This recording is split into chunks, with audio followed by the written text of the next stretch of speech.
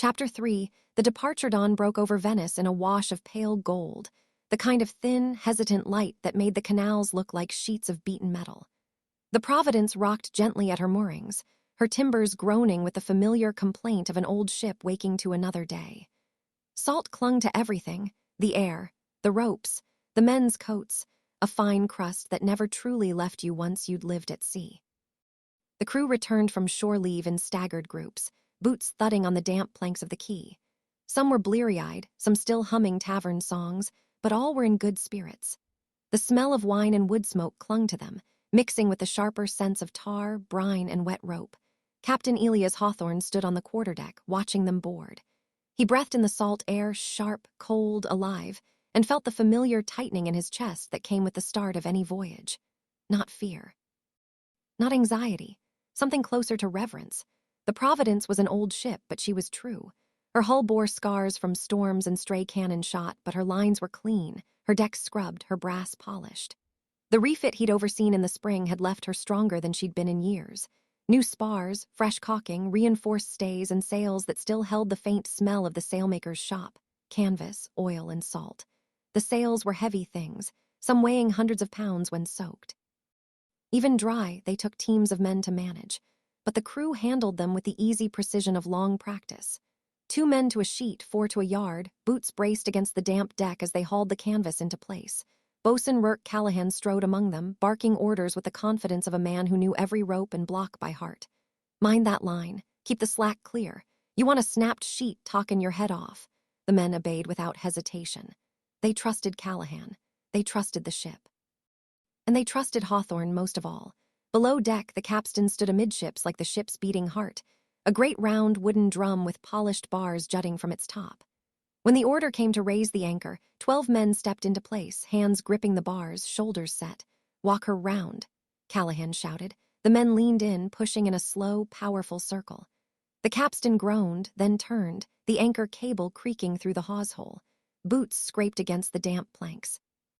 Breath steamed in the cold morning air. The rhythm was steady, practiced, the rhythm of a crew that knew its work and took pride in it. Hawthorne watched from the quarterdeck, satisfaction warming his chest. "Good men," he murmured. Below, old Marlowe emerged from the galley, wiping his hands on a stained apron. The smell of onions, salt pork, and fresh bread drifted behind him, a small miracle on a ship. "Stores are in order, Captain," he said. "Flowers dry, water casks sealed, and the rum's good enough to make a priest dance." Allowed himself a rare smile. "And the rats? Trapped or chased off," Marlowe said. "Ship as clean as she'll ever be. Salt scraped, bilge pumped, and if the men go hungry, it won't be my fault." "Done well," Hawthorne said. Marlowe blinked, surprised by the compliment. Well, don't go tellin' the crew I've gone soft." Moved on, inspecting the barrels of rum, good rum, not the sour bilge some ships served. He'd insisted on proper barrels, sealed tight, rotated regularly. A crew that ate well and drank well was a crew that worked well.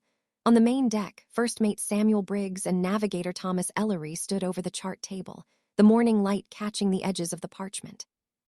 Briggs tapped the root with a calloused finger. "We'll clear the lagoon by midday. Winds look favorable for the first leg." Nodded, though his brow was furrowed. "If we hold nor-northwest, we'll catch the outer edge of the Gulf Stream. It'll add days to our speed." "Keep us clear of the pirate lanes," Briggs added. Hawthorne joined them. "A sound plan. We'll take the northern arc. Safer, steadier, and the Providence handles colder winds better than most." Relaxed visibly. Briggs gave a curt nod of approval. The anchor broke free of the water with a final heave. The capstan slowed.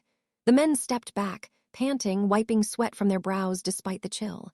"Hands to stations," Callahan roared. Lines were cast off.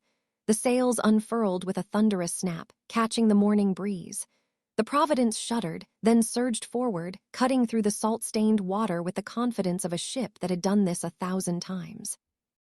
As they cleared the lagoon, someone began a work song, low at first, then louder as more voices joined in. The melody rolled across the deck like a warm tide. Tommy Briggs botched a verse, earning a roar of laughter. "Sing it right, lad," Jonah shouted. Old Marlowe leaned out of the galley hatch. "I've heard dying goats with better pitch." The men laughed harder. Even Hawthorne felt the corner of his mouth lift. The city of Venice shrank behind them, its domes fatting into the morning haze. Ahead lay open water, endless, cold, and alive with salt and wind. The Providence creaked, stretched, and settled into her stride. She was an old ship, but she was true. And so were the men who sailed her.